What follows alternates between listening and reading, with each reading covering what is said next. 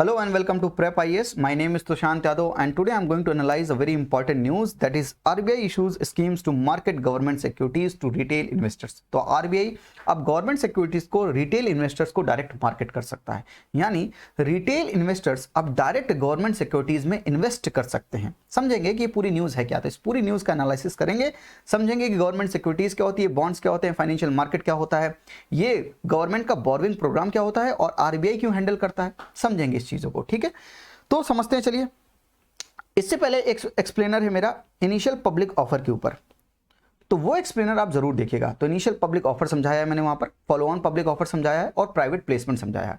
Initial public offer देखिए, जोमेटो का initial public offer आ रहा है, पेटीएम का आ रहा है, एलआईसी का आ रहा है, बहुत सी कंपनीज का आईपीओ आ रहा है। तो आपको समझना जरूरी है कि इनिशियल पब्लिक ऑफर क्या है। वो समझेंगे तो वहां से आप शेयर मार्केट का सब कुछ समझ जाएंगे। और ये समझने के बाद, इस लेक्चर के बाद, इस एक्सप्लेनर के बाद आपको गवर्नमेंट सिक्योरिटीज के बारे में सब कुछ समझ में आ जाएगा। तो समझते हैं कि आरबीआई की डायरेक्ट फैसिलिटी क्या है, ये भी हम समझेंगे। तो शुरुआत करते हैं। लेट्स से फाइनेंशियल मार्केट है क्या। मार्केट क्या होता है? ऐसा प्लेस जहां पर कोई चीज बाय एंड सेल की जाती है। फाइनेंशियल मार्केट का मतलब ऐसा मार्केट जहां पर शेयर्स एंड बॉन्ड्स को बाय एंड सेल किया जाता है। ठीक है, तो उसे बोलते हैं हम फाइनेंशियल मार्केट। मार्केट से पैसा बोरो करना है। लेट्स से ये मैं हूं तुषांत यादव और ये मेरी कंपनी है तुषांत यादव कंपनी, और ये एक आइडिया है, कंपनी बनी नहीं है अभी, कंपनी बनानी है मुझे, और उसके लिए मुझे 1000 करोड़ रुपीस की जरूरत है। 1000 करोड़ रुपीस की मुझे जरूरत है, लेकिन मेरे अकाउंट में 0 रुपए हैं। तो मुझे मार्केट से पैसा बोरो करना पड़ेगा। और मैंने आपको आईपीओ वाले लेक्चर में समझाया था कि मार्केट से पैसा बोरो करने के दो तरीके हैं, एक शेयर्स इशू कर सकते हैं, दूसरा बॉन्ड इशू कर सकते हैं। जब हम शेयर्स इशू करते हैं तो उसमें क्या होता है, जो भी हमें पैसा देता है हम उसे अपनी कंपनी में ओनरशिप देते हैं। लेट्स से अगर किसी ने 10% शेयर्स खरीद लिए हमसे, और 10% खरीदने का मतलब ये है कि ये पेपर उन्होंने खरीद लिया शेयर्स का और उन्होंने इतने पैसे हमें दे दिए।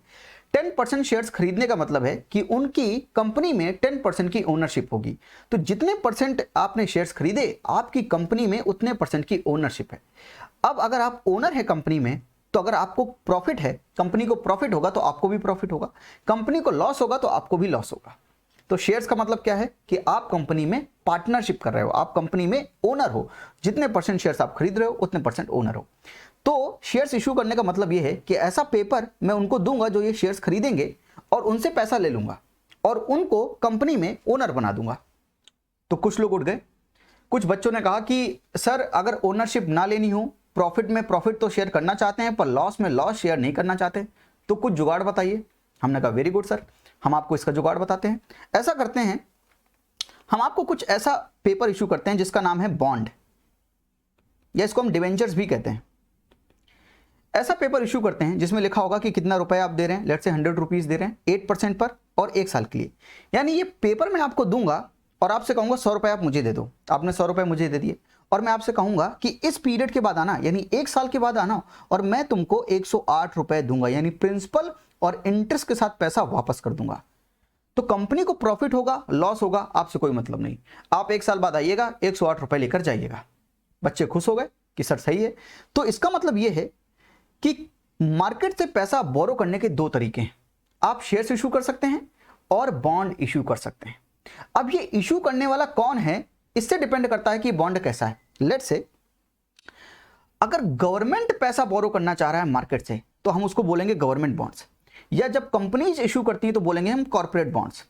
और ये जो बॉन्ड होगी, इनकी मैच्योरिटी होगी। मैच्योरिटी क्या है, जो टाइम पीरियड मैंने आपको दिया, यहां पर टाइम पीरियड क्या था, 1 साल, तो 1 साल की मैच्योरिटी है। तो डिपेंड करता है मैच्योरिटी कितनी है, उसके हिसाब से डिपेंड करता है कि वो शॉर्ट टर्म है या लॉन्ग टर्म है। अगर 1 साल से नीचे की मैच्योरिटी है तो हम उसे बोलेंगे शॉर्ट टर्म, और 1 साल से ऊपर की है तो बोलेंगे हम लॉन्ग टर्म। अब इनके नाम अलग अलग हैं, ये पेपर सेम है, जो मैंने आपको बॉन्ड का पेपर दिखाया है ये पेपर सेम है, लेकिन इस पेपर को अलग अलग तरीके से जाना जाता है। जब गवर्नमेंट 1 साल से भीतर के बॉन्ड इशू करते हैं तो हम उनको बोलते हैं ट्रेजरी बिल्स, या उसमें बोलते हैं हम कैश मैनेजमेंट बिल्स। 1 साल के ऊपर के करते हैं तो क्या बोलते हैं उन्हें हम बोलते हैं गवर्नमेंट सिक्योरिटीज या सॉवरेन बॉन्ड्स। यही चीज कॉर्पोरेट जब करते हैं, कंपनीज जब करती हैं 1 साल से कम के लिए, तो हम उन्हें बोलते हैं bill of exchange, commercial papers, promissory notes. और 1 साल से ऊपर के लिए करते हैं तो हम बोलते हैं उन्हें बॉन्ड्स या डिबेंचर्स। तो जब कंपनीज इशू करती हैं तो उसे हम बॉन्ड्स भी बोल सकते हैं और डिबेंचर्स भी बोलते हैं। डिबेंचर्स का मतलब ऋण पत्र, ऋण पत्र का मतलब है कि आपसे लोन लिया है बेसिकली, और 1 साल बाद आप आइएगा, 1 साल से ज्यादा के बाद आप आइएगा और अपना पैसा लेकर जाइएगा इंटरेस्ट के साथ। तो एक तरह से आप लोन दे रहे हैं। तो हम कभी ये नहीं बोलेंगे कि गवर्नमेंट डिवेंचर्स इशू किया है। हम हमेशा क्या बोलेंगे, अगर 1 साल के ऊपर है तो गवर्नमेंट सिक्योरिटीज इशू हुई हैं, सॉवरेन बॉन्ड्स इशू हुए हैं। 1 साल से कम है तो बोलेंगे ट्रेजरी बिल्स इशू किए गए हैं।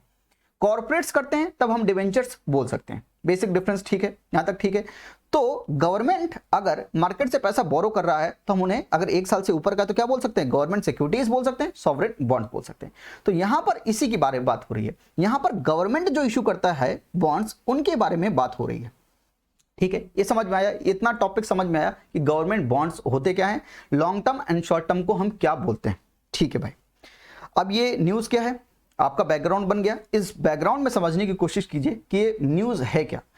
Market government securities to retail investors, एक गवर्नमेंट का बोरोइंग प्रोग्राम होता है। जब गवर्नमेंट को मार्केट से पैसा बोरो करना होता है तो गवर्नमेंट खुद जाकर नहीं कहती कि लाओ मुझे पैसा दो, लाओ मुझे पैसा दो।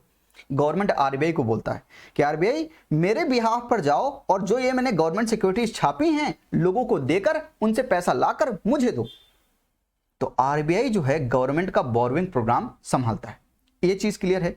तो गवर्नमेंट खुद जाकर बोरो नहीं करती है, गवर्नमेंट आरबीआई को बोलती है और आरबीआई गवर्नमेंट के बिहाफ पर बोरो करता है। ठीक है, आरबीआई अभी तक क्या करता था ये समझते हैं, तब आज क्या करता है ये समझ में आएगा। आरबीआई अभी तक अपनी जो गवर्नमेंट सिक्योरिटीज होती थी वो बैंकों को, जैसे कि state bank of India, ICICI bank, तो बैंकों को या म्यूचुअल फंड्स को बेच देती थी, उनको ये गवर्नमेंट सिक्योरिटीज देती थी और उनसे पैसा लेती थी। यानी हम और आप जैसे जो इंडिविजुअल इन्वेस्टर्स है उनके पास नहीं जाती थी। किसके पास जाती थी, बैंकों के पास, फाइनेंशियल इंस्टीट्यूशंस के पास या म्यूचुअल फंड्स के पास जाती थी और उनसे कहती थी कि ये गवर्नमेंट सिक्योरिटीज आप खरीद लीजिए और पैसा उनको दे दीजिए, तब जाकर वो गवर्नमेंट को पैसा दे देते थे। अब आरबीआई ने क्या कहा, आरबीआई ने कहा कि अब हम लॉन्च कर रहे हैं आरबीआई रिटेल डायरेक्ट फैसिलिटी। इसमें हम क्या करेंगे, हम इंडिविजुअल इन्वेस्टर्स को भी गवर्नमेंट सिक्योरिटीज मार्केट करेंगे या बेचेंगे और उनसे भी पैसा लेंगे। तो अब जो ये इंडिविजुअल है ये क्या कर सकता है, अगर उसको गवर्नमेंट सिक्योरिटीज परचेज करनी है तो आरबीआई के साथ एक अकाउंट बना सकता है जिसका नाम होगा रिटेल डायरेक्ट अकाउंट, और आरबीआई के साथ वो अकाउंट बनाकर उस अकाउंट से गवर्नमेंट सिक्योरिटीज परचेज कर सकता है।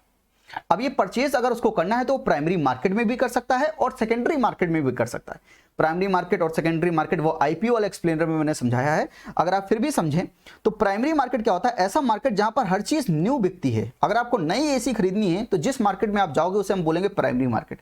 सेकेंडरी मार्केट का मतलब होता है जहां पर एक बार एसी पुरानी हो गई है और उसको वहां पर खरीदा बेचा जा रहा है, जैसे कि ओएलएक्स, उसको हम बोलते हैं सेकेंडरी मार्केट, जहां पर पुरानी सिक्योरिटीज होते हैं, पुराने बॉन्ड्स होते हैं। तो यहां पर आरबीआई गवर्नमेंट के पुराने बॉन्ड और नए बॉन्ड दोनों रिटेल इन्वेस्टर्स को बेच सकती है और रिटेल इन्वेस्टर्स खरीद सकता है। लेकिन करना क्या पड़ेगा, एक रिटेल डायरेक्ट अकाउंट बनाना पड़ेगा। एलिजिबिलिटी क्या होगी, एलिजिबिलिटी ऐसा होगी कि सेविंग अकाउंट होना चाहिए, एक सेविंग अकाउंट होना चाहिए, पैन नंबर होना चाहिए, बेसिक रिक्वायरमेंट जो होती है वो सारी चीज देनी पड़ेगी आपको, केवाईसी नॉर्म्स को फॉलो करना पड़ेगा। तो वह सारी एलिजिबिलिटी के क्राइटेरिया हैं, उन पर हमें जाने की जरूरत नहीं है। बेसिकली हमें यह समझना है कि अब रिटेल इन्वेस्टर्स भी, आरबीआई जो गवर्नमेंट सिक्योरिटीज बेच रहा है, गवर्नमेंट का बोरोइंग प्रोग्राम फॉलो कर रहा है, वहां पर रिटेल इन्वेस्टर भी पार्टिसिपेट कर सकता है और वो भी गवर्नमेंट सिक्योरिटीज को जाकर बाय कर सकता है, both in the primary market and in the secondary market.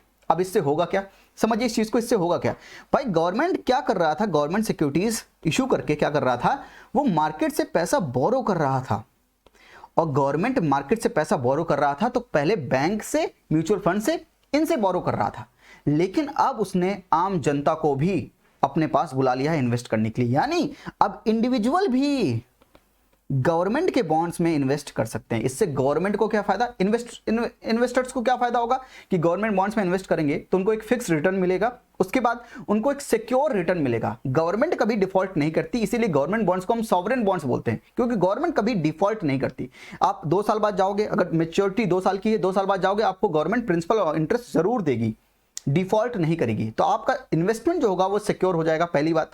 दूसरी बात, गवर्नमेंट को क्या फायदा होगा भाई, जब इंडिविजुअल पार्टिसिपेशन होगा, इंडिविजुअल भी गवर्नमेंट सिक्योरिटीज बाय कर सकेगा तो गवर्नमेंट को ढेर सारा फंड मिलेगा, पैसा आएगा गवर्नमेंट के पास और गवर्नमेंट ढेर सारा एक्सपेंडिचर कर पाएगी। तो डेवलपिंग कंट्रीज में जो गवर्नमेंट होती है उनको ढेर सारा एक्सपेंडिचर करना पड़ता है, मनरेगा में पैसा देना है, गरीब कल्याण योजना चलानी है, तो खूब ढेर सारा पैसा चाहिए होता है। इंफ्रास्ट्रक्चर क्रिएट करना है, न्यू रोड्स क्रिएट करनी है, कैनल्स क्रिएट करना है, बिल्डिंग क्रिएट करनी है, इलेक्ट्रिसिटी पहुंचानी है घर तक, हर घर तक जल लगवाना है, नल लगवाना है जिससे जल निकलेगा। तो गवर्नमेंट को बहुत ढेर सारा एक्सपेंडिचर करना पड़ता है। तो गवर्नमेंट का एक्सपेंडिचर जो होता है वो रेवेन्यू से ज्यादा हो जाता है, तो गवर्नमेंट को कहीं ना कहीं से बोरो करना पड़ता है। आपने फिस्कल डेफिसिट का कॉन्सेप्ट सीखा होगा।